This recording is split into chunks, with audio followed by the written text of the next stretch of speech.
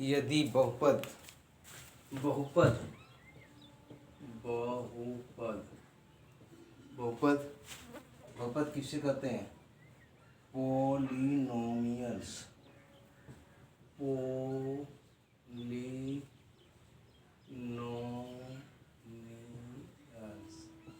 Polynomials polynomials बहुपद polynomials बहुपद किसे कहते हैं? बहुपद की परिभाषा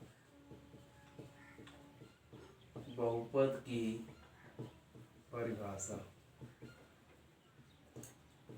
बहुपद की घात पूर्ण संख्या होनी चाहिए। बहुपद की घात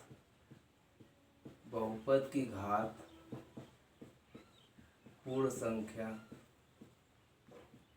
होनी चाहिए। बहुपद का घात न ऋणात्मक हो न भिन्न में हो। बहुपद की घात न तो ऋणात्मक हो और न ही भिन्न में। बहुपद की परिभाषा बहुपद की घात न तो बहुपद की घात पूर्ण संख्या होनी चाहिए और तथा बहुपद की घात न तो ऋणात्मक हो और न ही भिन्न में हो। जब ऐसे बहुपद हो तो उसे बहुपद कहेंगे, अन्यथा नहीं। जैसे ax square plus bx plus c या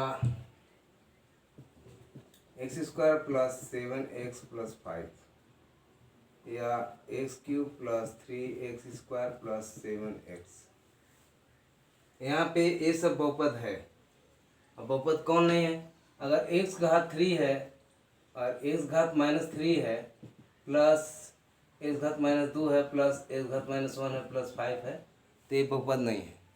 ये बहुपद नहीं है। ये बहुपद है ये भी बहुपद है, ये बहुपद नहीं है। पूछता है बहुपद को निश्चित कीजिए कि बहुपद है कि नहीं। तो यदि बहुपद की घात जो है पूर्ण संख्या है, चूंकि इसमें बहुपद की घात पूर्ण संख्या है इसलिए यह बहुपद है। चूंकि बहुपद की घात पूर्ण संख्या है इसलिए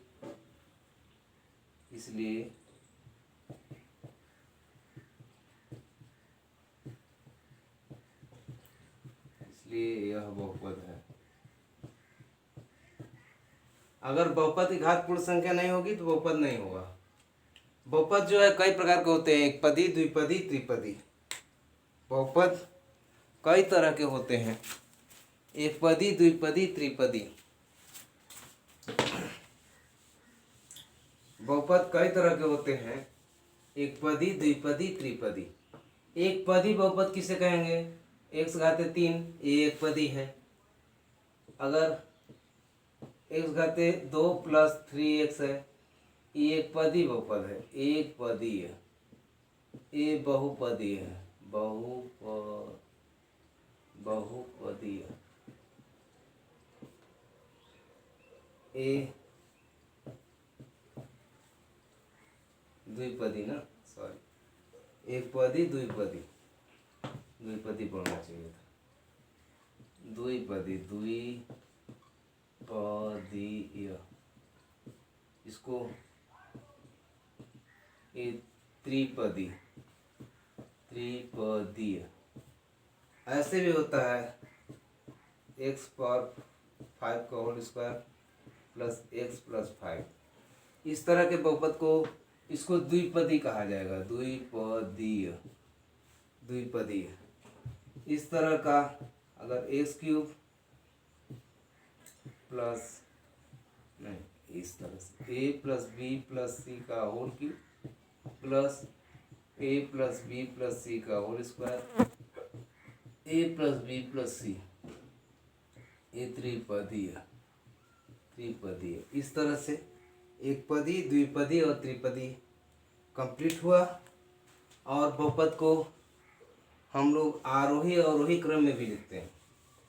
बहुपद का मानक रूप, बहुपद का मानक रूप, बहुपद का मानक रूप एक पदी द्विपदी।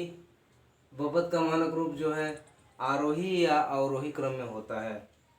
बहुपद का मानक रूप, बहुपद का मानक रूप आरोही या अवरोही क्रम में होता है। बहुपद का मानक रूप जो है आरोही या तो अवरोही क्रम में होता है। जैसे 3x घात 3 plus 3x square plus 5x plus 7, यहाँ पे ये आरोही क्रम है। आरोही क्रम यहाँ पे अवरोही क्रम है। 7 plus 5x plus 3x square plus 3x cube. घात को देखते हुए आरोही अवरोही क्रम समझते हैं। आरोही अवरोही हमको घात को लेकर समझना है। इसमें बहुपद की घात 3 है, फिर 2 हुआ, फिर 1 हुआ, फिर 0 हुआ। इसमें 0 हुआ, फिर 1, फिर 2, फिर 3। यहाँ पे 7 है या कोई भी अंक है, उसका 5 है मान लीजिए, तो 5 का x की घात कितना है? 5 गुणे x घात 0, x घात 0 का मान 1 होता है। तो 5 गुणे 1, 5 एकम 5, 5 एकम 5, 5 पंजे 5, 5 एकम 5। तो बहुपद की घात 0 है, तो बहुपद घात 0 होता है, इसलिए इसे जो है बहुपद की घात 0 है, इसलिए बहुपद घात 0 माना जाता है। तो यहाँ पे बहुपद घात 0 है, फिर 1 है, फिर 2 है, फिर 3 है। यहाँ पे 3 है, 2 है, 1 है, फिर 0 है। बहुपद की घात 0। बहुपद की घात ऋणात्मक नहीं होनी चाहिए, बहुपद की घात भिन्न में नहीं होना चाहिए। इस तरह से हमारा कंप्लीट हुआ बहुपद। बहुपद को आरोही अवरोही क्रम में भी लिखते हैं। Thank you.